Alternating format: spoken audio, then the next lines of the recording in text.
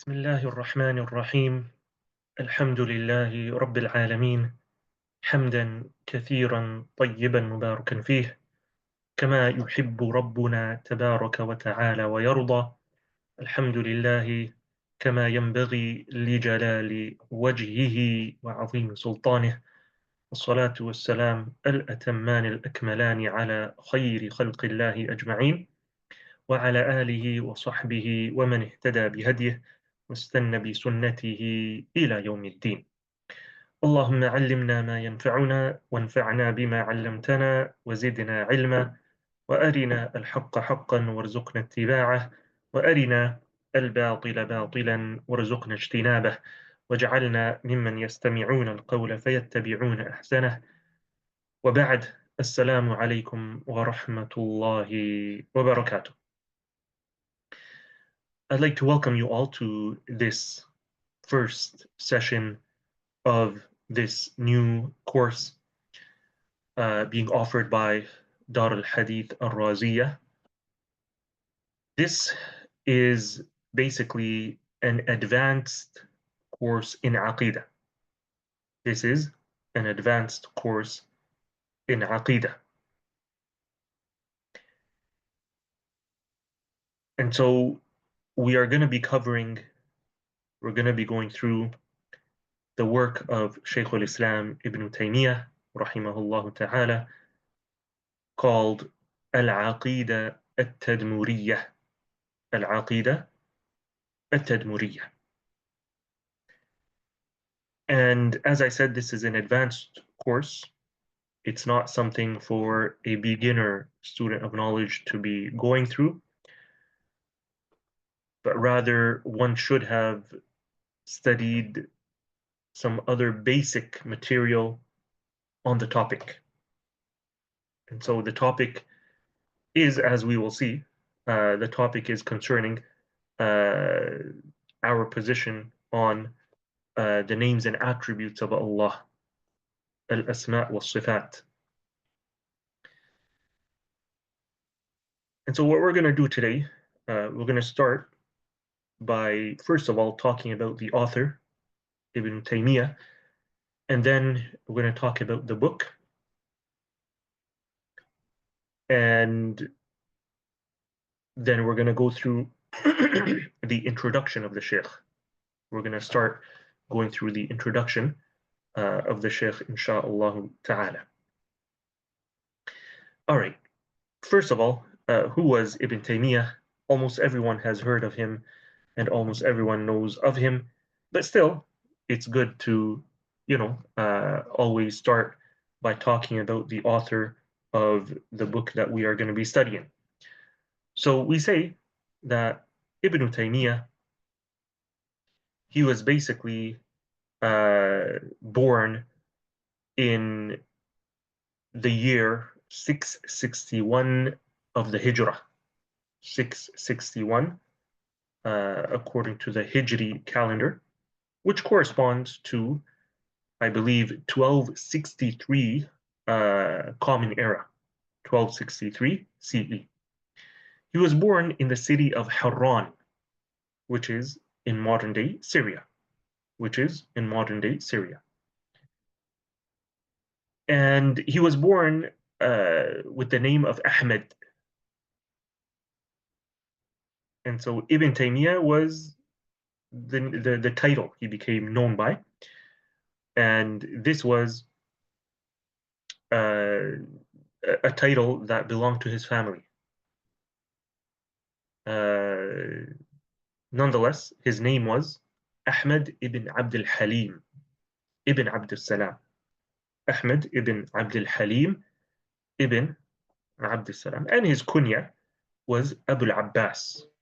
Abu al-Abbas. He came from a family of scholarship. His father and grandfather were both renowned scholars, Hanbali scholars of their time. His father was Abdul Halim Shihabuddin. He was a scholar of Hadith, and he was one of the khatibs of the Grand Masjid in Damascus, Al-Jami' Al-Umayyah, the Umayyad Mosque. And his grandfather, Abu al-Barakat, Majduddin, was also a well-known Hanbali scholar. And so he was brought up by his father, and he acquired knowledge from him. Uh, at the age of 7, his family moved to Damascus, fleeing from the Mongol invasion. So, as we know, the Mongols, they were basically, ransacking various parts of the Muslim world. They had entered Baghdad. They had continued on to Asham, Syria. So he was in Damascus, and there he studied under the many scholars of Damascus at that time. He studied in all the various fields of Islamic studies. And from an early age, he was known for his, memory and his strong intellect. He was very intelligent from a young age. And so at the age of 19, he was already issuing fatwa, and he started teaching in one of the main schools in Damascus, Dar al-Hadith al-Sukriyah. And he basically took over his father's position after his father passed away when Ibn Taymiyyah was 22 years old. So when his father passed away, he took over his place. The Shaykh, his life was distinguished with many examples of standing up for the truth and preaching the truth, and not being afraid of standing up for the truth or preaching the truth. He was known for commanding the good, forbidding the evil, and he also fought jihad, fi sabilillah. And so he combined his roles of teaching, issuing fatwa, giving da'wah, commanding the good and forbidding the evil, and even writing many works and books. Right? So, as a result of, standing up for the truth, as a result of not fearing anyone for speaking the truth, he had to go through various trials. He had to go through various trials. And this is the sunnah of Allah with regards to those who are close to Him, subhanahu wa ta'ala. As our Prophet sallallahu alaihi wasallam told us that the Anbiya, the prophets, are the ones who go through the most severe trials. And then those who are next, meaning those who are closest to them, who come closest to the prophets, meaning the scholars and the righteous, and and the Prophet ﷺ said, it goes down according to your level. And so Ibn Taymiyyah, he went through various ordeals in his life, and this was all as a result of his standing up for the truth and preaching the truth. So he was imprisoned. He was imprisoned several times because of the books that he had authored. So he went to jail in 698, in the year 698, because of his book, Al-Aqeedah Al-Hamawiyah, or Al-Fatwa Al-Hamawiyah. And this was a book that we previously went through here with Dar Al-Hadith, Al-Raziyyah. For those of you who were with us, we finished that book. When did we do it? I believe it was earlier this year or last year. Nonetheless, he went to jail because of that. And then he went to jail because of debates surrounding his other book, and that is Al-Wasitiyah. Al-Wasitiyah. And that was in the year 705. That was in the year 705. And then he was summoned to Egypt and imprisoned there in the year 705, and he stayed there for almost 18 months. And then after he was released, he stayed in Egypt, and he had an ordeal, a trial with the Sufis of Egypt. And because of that, he was deported to Alexandria in the year 709, and he was imprisoned there for another 8 months. And then he was imprisoned because of various fatwa that he had issued concerning related to divorce. And this was then in the year 720. In the year 720. And he was imprisoned for 5 months. And then he was finally imprisoned in the year 726. And this was because of his fatwa banning the undertaking of a travel, a journey, specifically to visit a grave. And so this was his last imprisonment in the year 726, and it was in prison that he ended up passing away. It was in prison that he ended up passing away. As we can see, Ibn Taymiyyah, he went through a lot of tests and trials in his life, and that was all because of standing up for the truth and speaking the truth as he believes, knowing that he's going to face such dire consequences.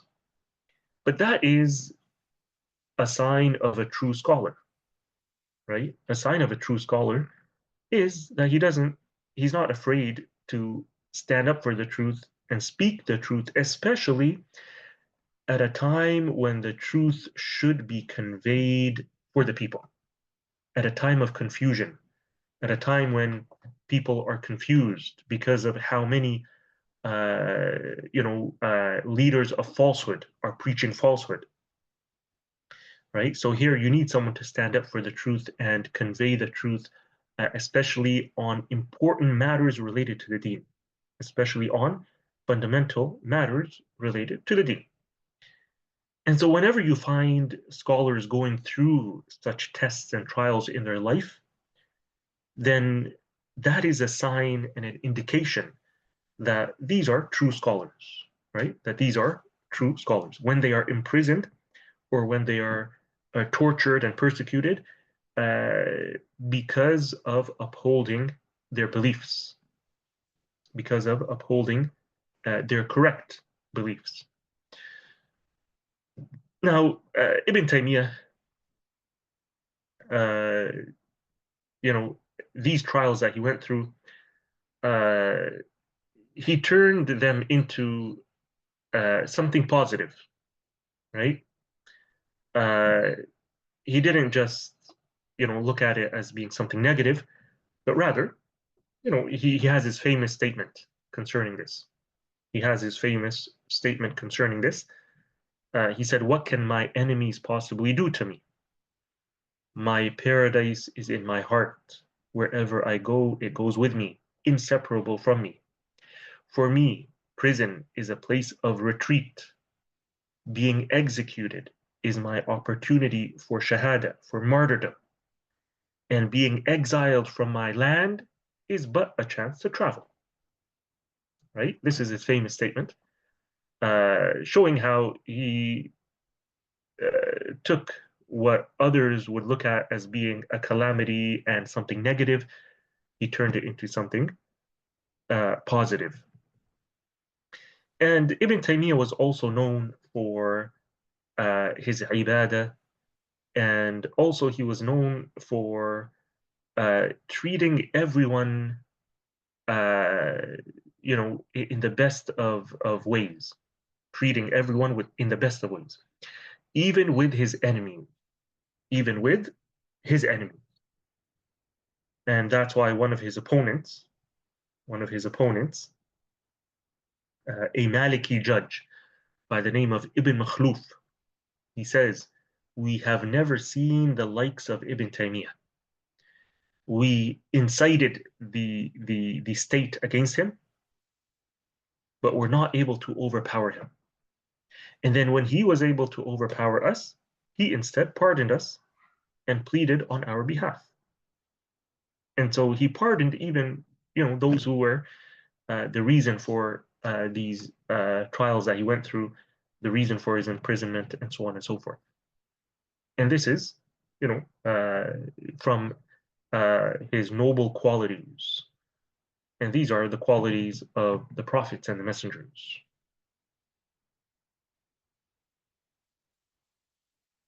Uh,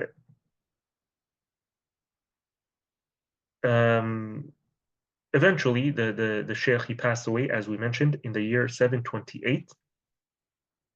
And so it was 2 years after being imprisoned that he passed away in his prison in the year 728, corresponding to 1328. And as a result, his janazah was attended by thousands of people. It's estimated that 60,000 to 100,000 people attended his janazah. And historians regard this as one of those rare janazahs. In fact, they compare it to the janazah of Imam Ahmad ibn Hanbal. And Imam Ahmad, he has his famous statement when people used to tell him that, look at how the followers of bid'ah, look at how the imams and the leaders of bid'ah and deviant sects, look at how many followers they have, right? And the same thing applies today. When we look at, you know, when we look at these uh, evil scholars or leaders of bid'ah, and we see how many followers and influence they have, we say, maybe the truth is with them, right? So Imam Ahmed, he has a famous statement when he was told this. He said, "Tell the people of bid'ah that between us and them are the janazas. That between us and them are the janazas." Meaning, while we're alive, we are persecuted. So we don't have that many followers, right? We don't have that many followers. We don't have that much influence because our influence and ability to preach the truth is being restricted. But Allah has His way, and He will show the people, and that is when these scholars pass away. Right? Look at how Allah puts acceptance in the hearts of the people for these scholars who stood up for the truth. Anyways, this was Shaykh al-Islam Ibn Taymiyyah. He left behind, students who became scholars of their own. The most famous of which is Ibn al-Qayyim al-Jawziyyah. Ibn Qayyim al-Jawziyyah. And besides Ibn al-Qayyim, you have Imam al-Dhahabi was his student. Also, Ibn Kathir was his student, and many others. The Shaykh also authored many, many works and books. Some of his most famous ones we have actually gone through. Al-Wasitiyah, we mentioned Al-Hamawiyah, and now we're going to be going through Al-Aqeedah, At-Tadmuriyah. These are shorter books, but he has other books which are volumes and volumes long. Right? So you have, for example, Minhaj al-Sunnah, a refutation of the Shia and the Rafidah. And then we have Dar' Ta'arud al-Aql wal-Naql, which is a book refuting the Mutakallimun and the Ahlul Kalam. Also Naqd al-Ta'sis, which is a refutation of Fakhruddin al-Razi, the famous Ash'ari scholar. And then we have Al-Jawab al-Sahih liman baddala din al-Masih, which is a refutation of the Christians, and many, many other works. Many of his works are actually were compiled into one encyclopedia, and that is known as Majmu' al-Fatawa. Majmu' al-Fatawa. Ibn Taymiyyah did not author a book called Majmu' al-Fatawa, right? Instead, he authored different works and books, and sometimes he issued fatawa. So these were all dispersed all over the place. And then you had a scholar in the last century um, by the name of Ibn Qasim. He was commissioned with the task of gathering all of the works of Ibn Taymiyyah and putting them into one encyclopedia. And he is the one who called that Majmu' al-Fatawa. And this was sponsored by the Saudi government.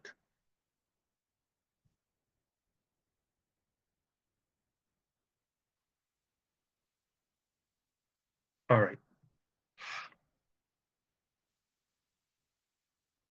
We now move on to talk about the book that we have, and that is Al-Aqeedah At-Tadmuriyah.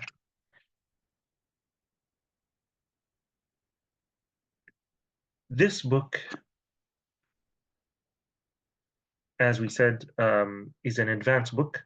You only study it later on uh, after you have gotten a basic understanding of the position of Ahlus Sunnah wal Jama'ah concerning Allah's names and attributes. Now, this book has a few commentaries and explanations that have been written. We'll mention some of them, and we'll mention which ones we're going to be referring to, insha'Allah ta'ala. And so the first known explanation of Al-Aqeedah At-Tadmuriyah was written by a Saudi scholar from the last century. He authored this about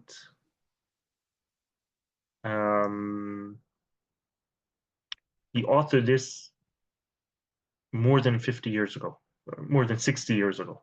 He authored this more than 60 years ago. It's called At-Tuhfa al-Mahdiyah, Sharh al-Risala At-Tadmuriyah. At-Tuhfa al-Mahdiyah, and it was written by Shaykh Falih ibn Mahdi. Falih ibn Mahdi. It is one of the earliest explanations that have been written, and he mentions that he was teaching this book in the College of Sharia in Riyadh at the time. We're talking about in the 1950s, 1960s, and because he was teaching it, he decided to write a commentary that would be useful for the students. And it's a very simple, commentary. Then we have a summary of the book, an abridged, we can say an abridged version of the book, and that was by Shaykh Ibn Uthaymeen. So Shaykh Ibn Uthaymeen has a book that he authored called Taqrib At-Tadmuriyah. Taqrib At-Tadmuriyah. And so what he does is he summarizes it and he gets rid of many things. He gets rid of many things. And this, to my understanding, is the only available book concerning Tadmuriyah that has been translated into English. That has been translated into English. I'm not aware of the actual text of Tadmuriyah, the original text, being translated into English. I haven't come across it. I haven't come across the actual text being translated into English. The only thing I have found is this Taqrib At-Tadmuriyah by Ibn Taymiyyah, by Ibn Uthaymeen, by Ibn Uthaymin. And it was translated by some professors in Malaysia, in the Islamic University in Malaysia, and they called it Towards Understanding of Tadmuriyah. They titled their book Towards Understanding of Tadmuriyah, Taqrib At-Tadmuriyah. Now, the Shaykh also has his own explanation, separate explanation of Tadmuriyah. Shaykh Ibn Uthaymin has his own separate explanation of the original Tadmuriyah, and this was actually done. He explained Tadmuriyah when he was a teacher at the university, and that happened to have been recorded. And then later on, it was put into book form. It was transcribed into book form, and I have it. This is his sharh, explanation of Al-Aqeedah At-Tadmuriyah, transcribed from the recordings.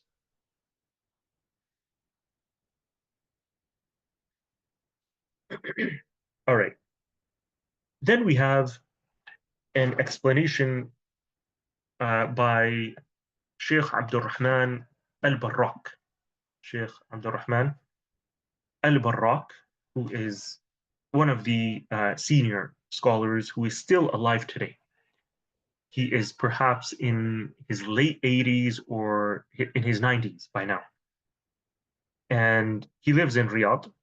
He's blind, and he has explained many, many different works, especially of Aqeedah.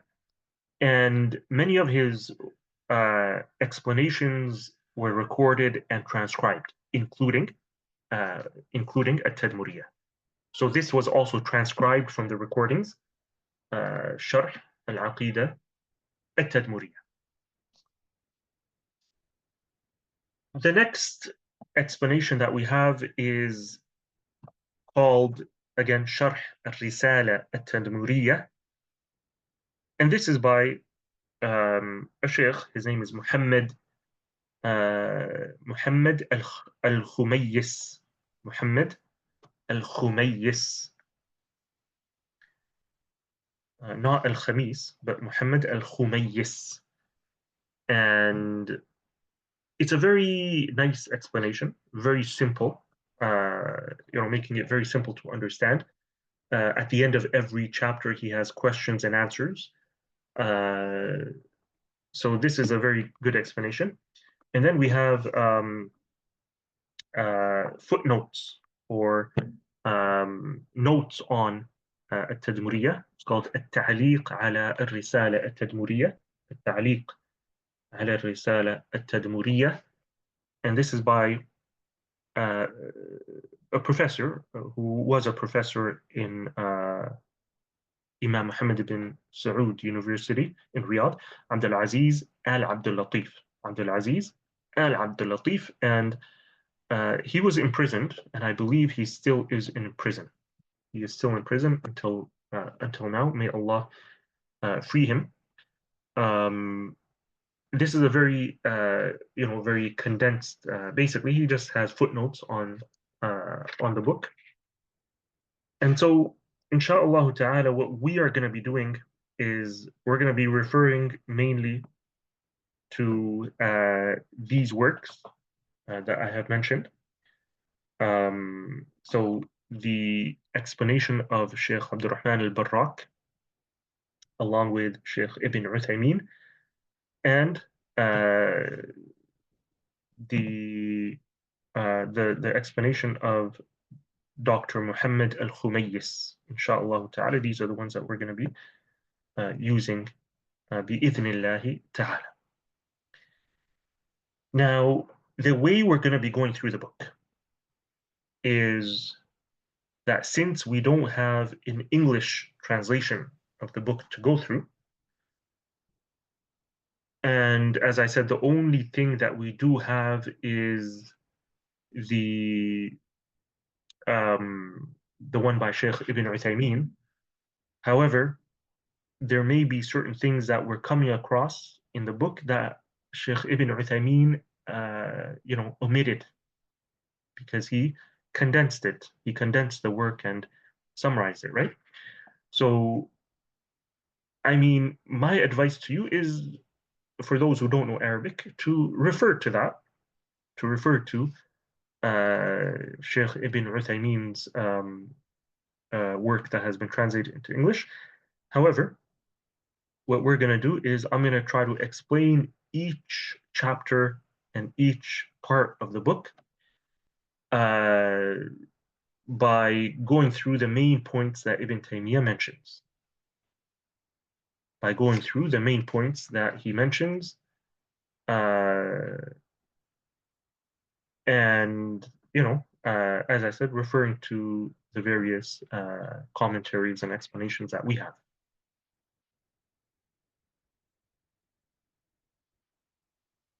All right. Before we get into the introduction of the book,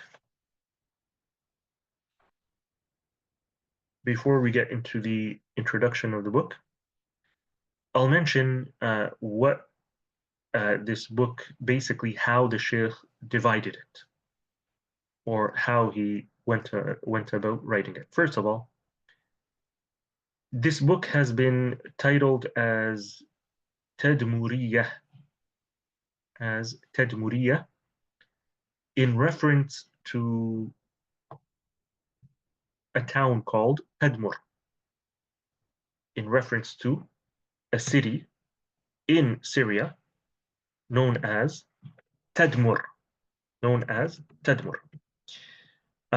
this is a very ancient city. In fact, um, the Romans, they referred to this city as Palmyra.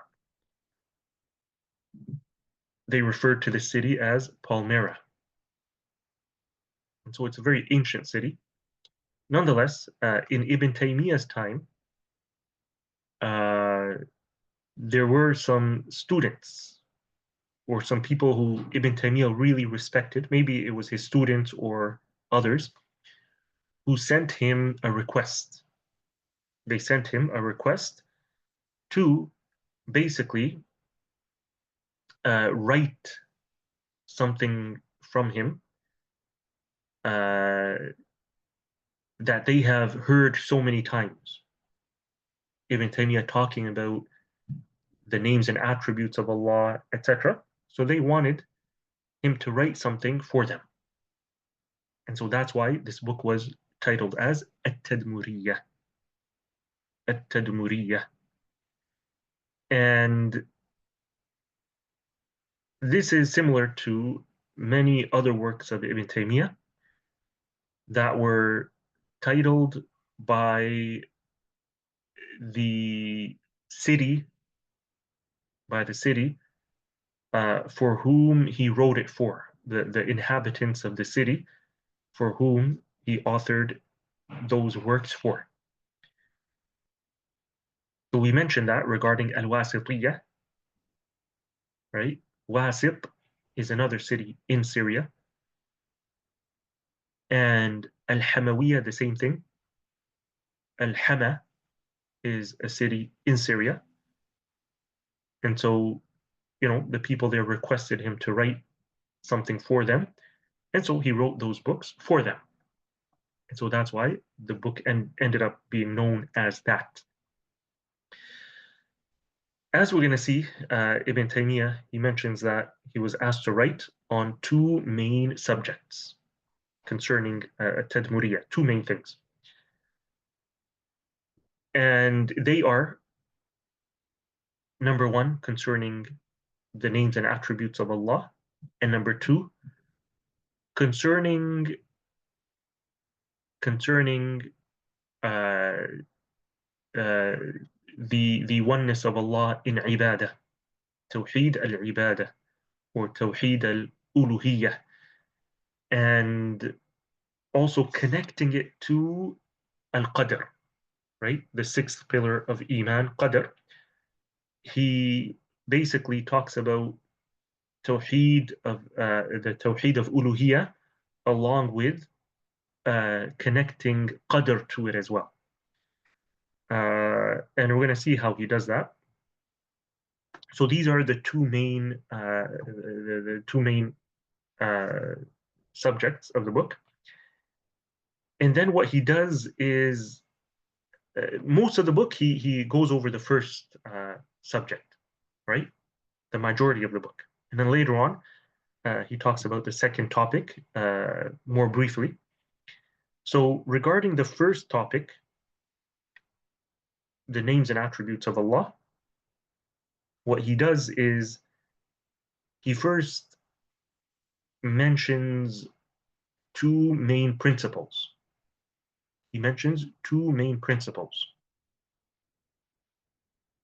and he gives examples of both, right? So two main principles he mentions, and he gives examples of both concerning, why we take the position we do concerning Allah's names and attributes.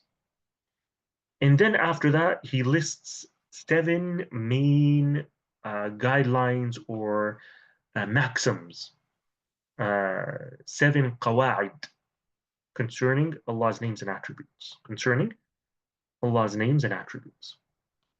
And then after mentioning these seven, he then goes on to talk about the second topic, and that is concerning Tawheed al-Ibadah or Tawheed al-Ilahiyah or al-Uluhiyah.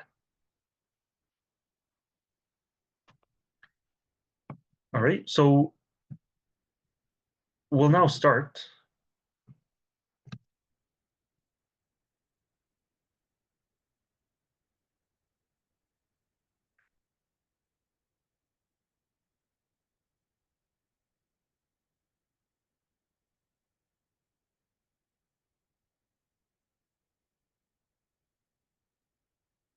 All right, just before we start, I also wanted to mention that the timing of this class, as you are well aware, the timing of this class is 7 o'clock, 7 p.m. UK time, 7 p.m. UK time.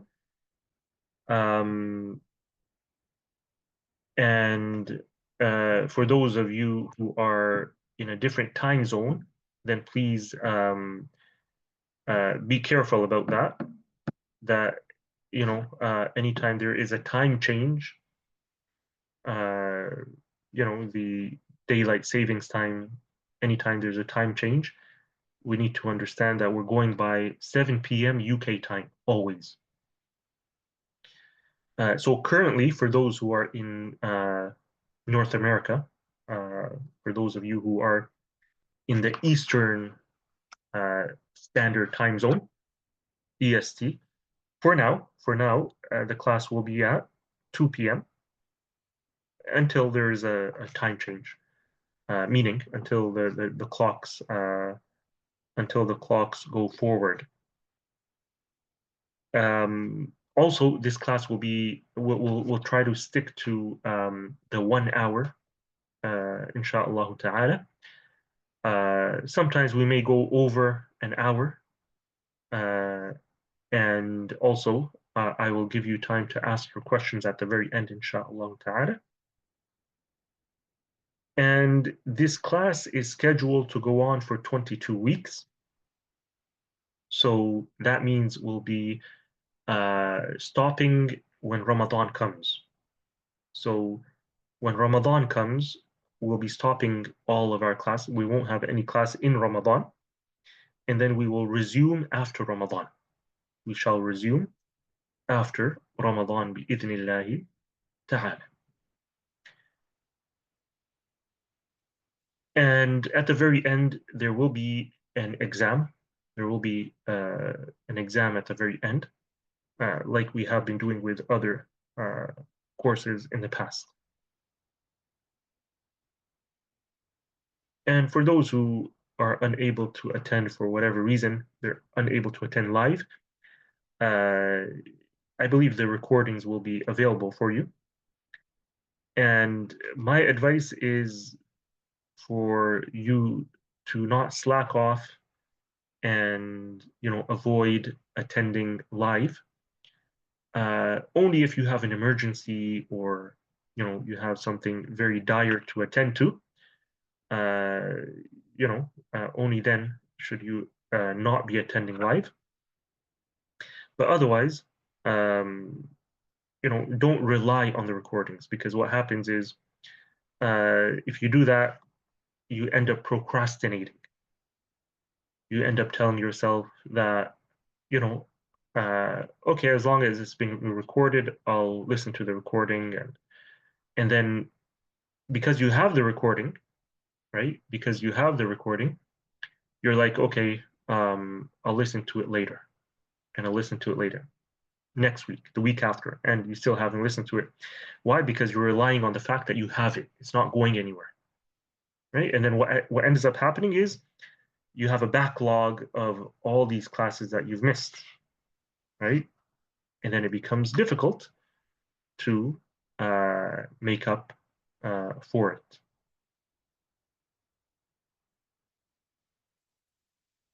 All right. Are there any questions before we proceed?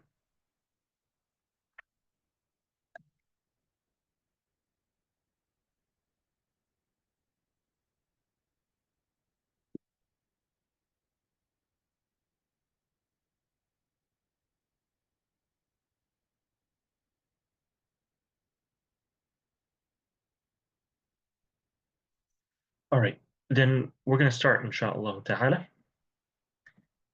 The Shaykh, he starts with an introduction.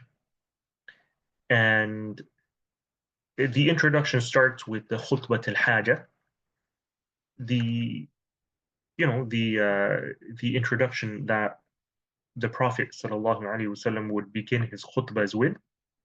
إن الحمد لله نحمده ونستعينه ونستغفره. So the Shaykh, he starts like that. He says, الحمد لله نحمده ونستعينه ونستغفره ونعوذ بالله من شرور أنفسنا ومن سيئات أعمالنا من يهده الله فلا مضل له ومن يضلل فلا هادي له وأشهد أن لا إله إلا الله وحده لا شريك له وأشهد أن محمدا عبده ورسوله صلى الله عليه وعلى آله وصحبه وسلم تسليما كثيرا. So this is the khutbah al-haja. It's known as khutbah al-haja. And basically, what we say is all praise belongs to Allah. We praise Him, we seek His help, we seek His forgiveness, we seek refuge from the evil of ourselves and our evil deeds. Whoever Allah guides, no one can misguide. Whoever Allah allows to go astray, no one can guide. And then you have the Shahada, I bear witness that there is none worthy of worship except Allah alone without any partner. And I bear witness that Muhammad sallallahu alaihi wasallam is his servant and messenger. And so this is the khutbah al-haja. And it is from the sunnah that we start whatever we start with this khutbah al-haja, whether it be a khutbah or any lecture or even a book, like in this case. But we can mention here that Ibn Taymiyyah would usually not do this, right? We have noticed in other works that he has authored, he would make it very short, the introduction. He'll just say Bismillahir Rahmanir Rahim, and he'll start, or praise Allah and send salah and salam upon the Prophet ﷺ, and then begin. But here it's unique and different, where he actually mentions the entire khutbah al-haja. And basically, the ruling is that it's not mandatory for us to begin our talks or our writings with this, but it is sunnah. It is sunnah. It's not mandatory, but it is sunnah. After that, he begins by saying, أما بعد, and he says, فقد سألني من تعينت إجابتهم أن أكتب لهم مضمون ما سمعوه مني في بعض المجالس من الكلام في التوحيد والصفات وفي الشرع والقدر. He says that some individuals have asked me And these individuals, it is mandatory for me to respond to them, showing that whoever these people were, either his students or perhaps some other scholars who he held in high regard, whoever they are people who Ibn Taymiyyah respected a lot and held in high regard. And that's why he says it's mandatory for me to answer them, to respond to them. He says, they have asked me to write for them um, basically material content that they have heard from me in various sittings concerning two things, concerning At-Tawheed was-Sifat, so basically the Tawheed of Al-Asma' was-Sifat, and Al-Shar' wal-Qadr. Al-Shar' wal-Qadr. What he means by Al-Shar' wal-Qadr is basically Tawheed al-Uluhiyyah. And as we said, he connects Qadr with it. And he goes on to say, the reason for that. He goes on to say, لمسيس الحاجة إلى تحقيق هذين الأصلين وكثرة الاضطراب فيهما فإنهما مع حاجة كل أحد إليهما ومع أن أهل النظر والعلم والإرادة والعبادة لا بد أن يخطر لهم في ذلك من الخواطر والأقوال ما يحتاجون معه إلى بيان الهدى من الضلال لا سيما مع كثرة من خاض في ذلك بالحق تارة وبالباطل تارات وما يعتري القلوب في ذلك من الشبه التي توقعها في أنواع الضلالات. He says here, the reason, he says the reason why I should write for them is because of the need, because of the dire need to explain these two topics, and because of how much confusion there is concerning these two topics. And he says everyone needs to learn about these two topics, especially when you have people and scholars. He says, he refers to them as the mutakallimun, the scholars of ilm al-kalam, and also the Sufis, right? So as if he's going to respond to the mutakallimun, ahlul kalam, from the Asha'ira and others by addressing the first topic, and then the second topic, which is Tawheed al-Ibadah and Uluhiyyah, he's going to respond and refute the Sufis, right? The Sufis who believe in directing your ibadah to graves and tombs and whatnot. So that's what he mentions here.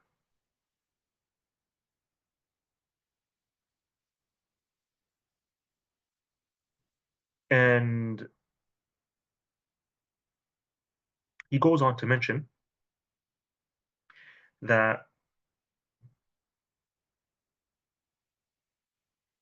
when it comes to the first topic, and that is Al-Asma' was-Sifat, that our discussion here is what we refer to as Bab al-Khabar. Bab al-Khabar. He says, فالكلام في باب التوحيد والصفات هو من باب الخبر الدائر بين النفي والإثبات. He says that when we talk about the tawheed of al-asma' was-sifat, we're approaching it from the angle of it being a khabar. What is a khabar? Basically, anything that we have been told to believe in. So Allah has revealed the Quran, and in the Quran you have things which are just information, right? For example, about Allah, that Allah is such and such, or information concerning the unseen, the angels, or the books of the past and the messengers of the past, or about the afterlife and life after death. This is all information, right? He says, when it comes to such khabar, such information, uh, when it comes to information, it is between nafi and ithbat. It is between affirmation and negation. So whatever information comes to you, you're either going to believe it or reject it. It's just information. You're either going to affirm it or you're going to negate it, right? So he says when we talk about al-asma' al-sifat, that's how we have to approach it. Either affirmation or negation. And then he says, وَالْكَلَامُ فِي الشَّرْعِ وَالْقَدَرِ هو من باب الطلب والإرادة الدائر بين الإرادة والمحبة وبين الكراهة والبغض نفيا وإثباتا.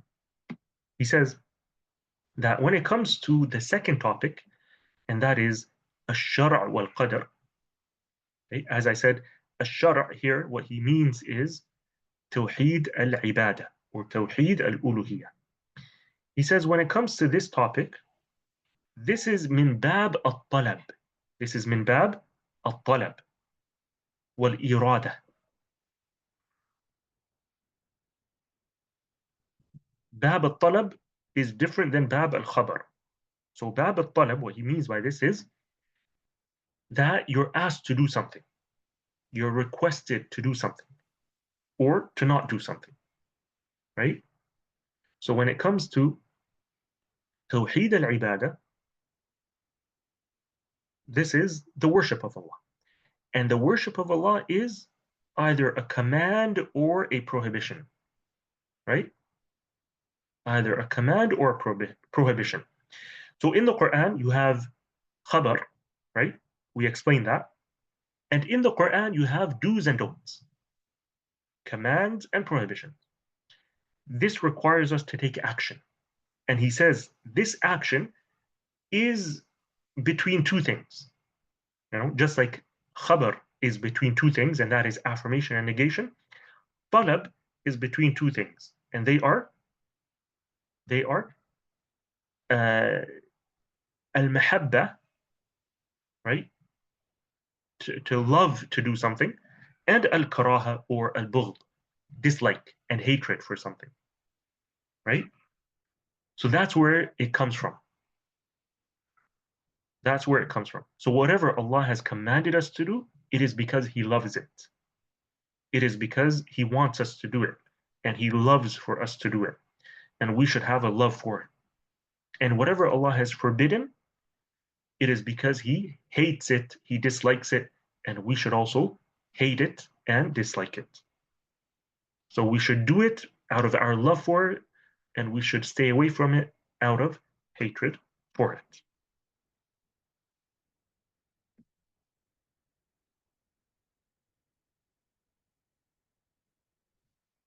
And so the Shaykh, after that, he goes on to mention how, um, you know, these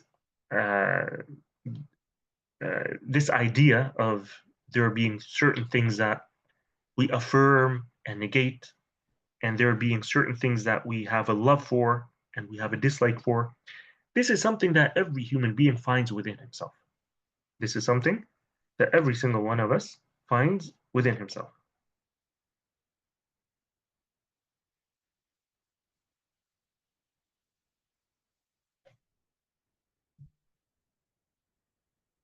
Um,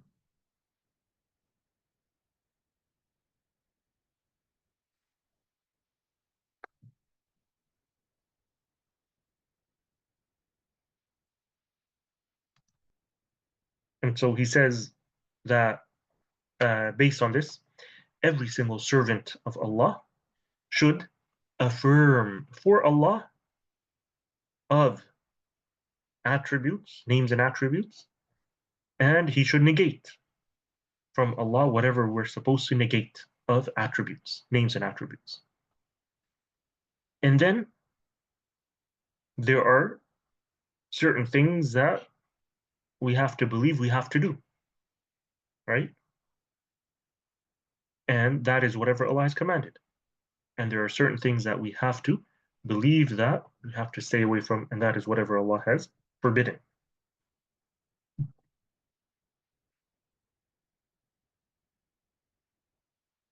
And then he mentions how uh, these two topics, these two topics, uh, that basically comprises for us the Tawheed of Allah, the Tawheed of Allah.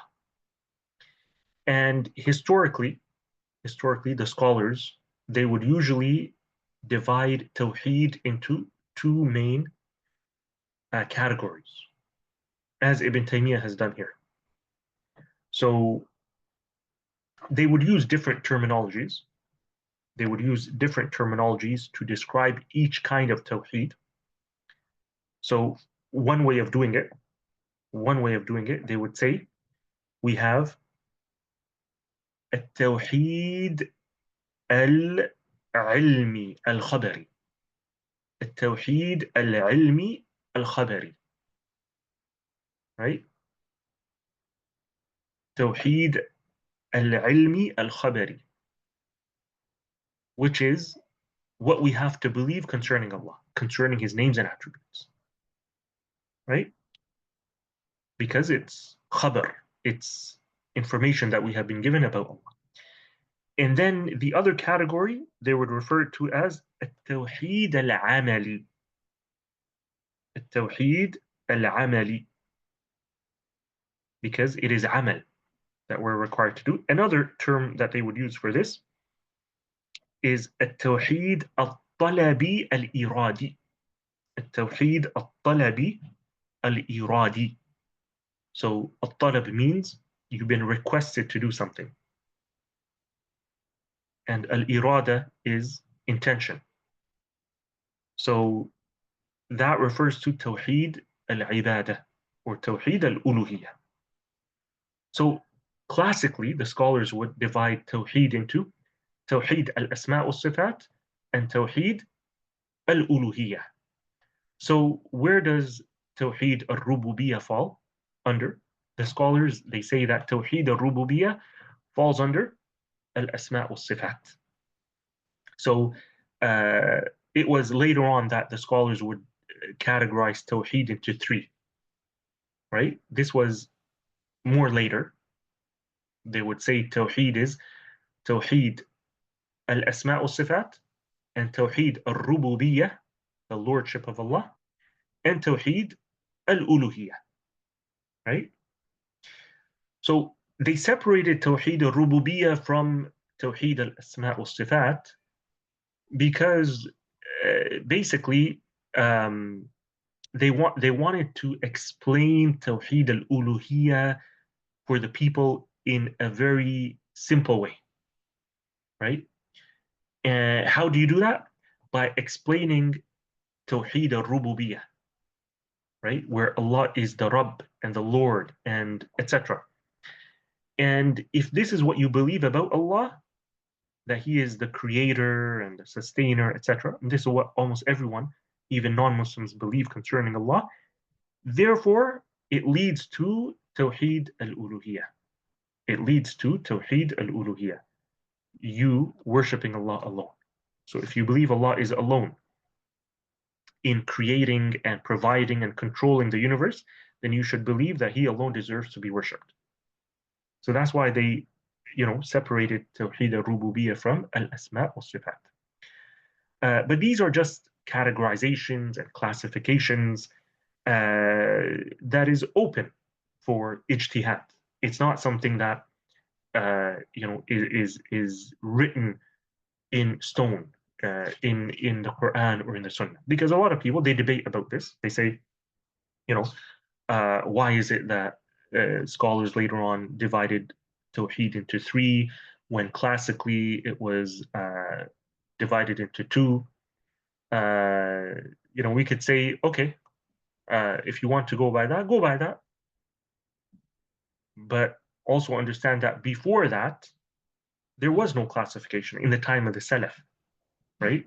In the time of the Sahaba, for example. They didn't have these classifications. So you shouldn't even go by the double classification, right? But all of these classifications and categorizations are for us to understand these concepts. So it's not a bid'ah in the religion. It's for us to understand these concepts in an easy way. In an easy way. Um,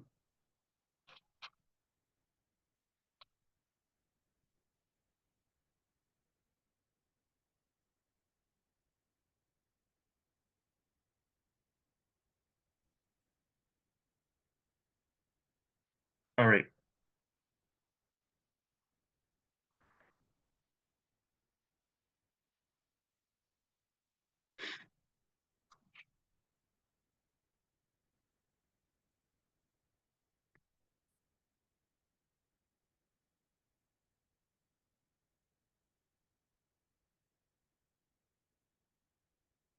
Okay. Let us summarize this introduction of Ibn Taymiyyah.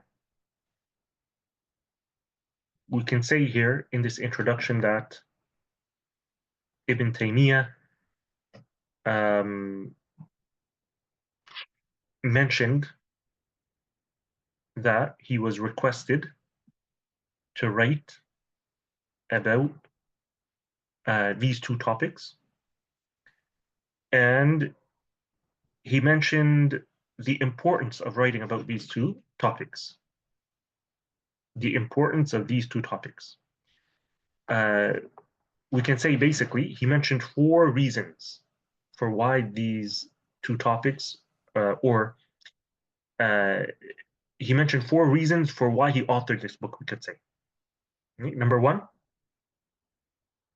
because of the importance of it, the dire need for explaining these two topics. Number two,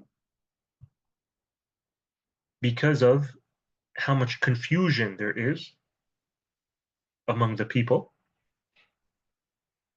right? You have a lot of confusion that the people of bid'ah are,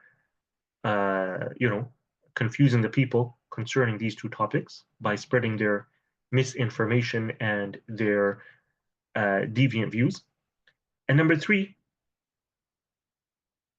uh, he mentions that because of how uh, because of how many of the people of batil, of falsehood and bid'ah, because of how much they have spoken about these issues.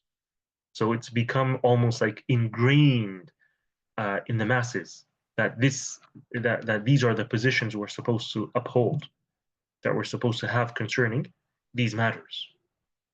And number four, because of how many shubuhat, doubts that come into the hearts that lead to misguidance, concerning these two topics. So you have various shubuhat that arise in the minds of people, in their hearts, that cause all kinds of misguidance.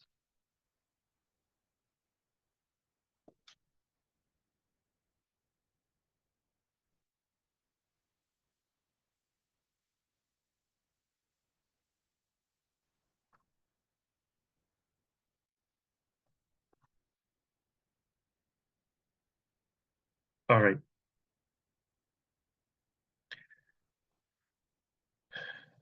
What we'll do is we'll stop here, inshallah,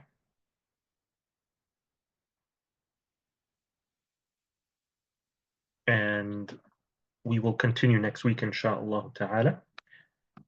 Are there any questions at this point?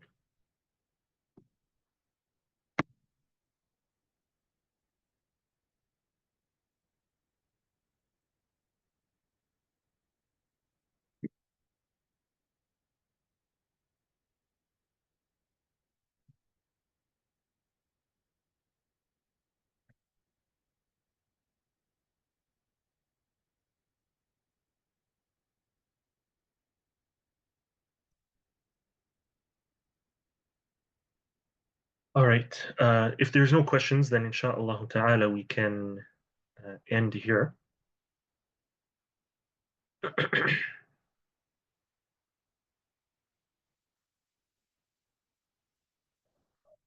All right, we'll stop here, inshallah, and we'll see you all next week, inshallah ta'ala, at the same time, بإذن الله تعالى. سبحانك اللهم وبحمدك أشهد أن لا إله إلا أنت أستغفرك وأتوب إليك وصل اللهم وسلم على نبينا محمد وعلى آله وصحبه أجمعين والسلام عليكم ورحمة الله وبركاته.